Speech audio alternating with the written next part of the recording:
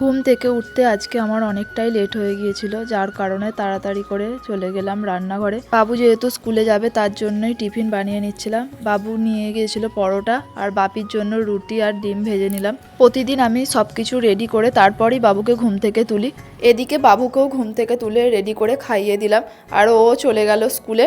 তারপরে বাড়ির সমস্ত কাজ করে চান করে নিলাম, আর চান করে চলে গিয়েছিলাম ছাদে। আজকের ওয়েদারটা খুব ভালো ছিল। ছাদ থেকে আমাদের চারিদিকের ভিউটা জাস্ট দেখো, চারিদিকটা পুরো সবুজ। এরকম ভিউ কাদের কাদের ভালো লাগে তারা একটু কমেন্ট করে জানিও। তারপর চলে গেলাম পুজো করার জন্য ফুল তুলতে। আর আজকে যেহেতু মা বাড়িতে ছিল না, তাই সমস্ত কাজ আমি একা হাতেই সামলে পুজোটাও আমি সেরে নিলাম।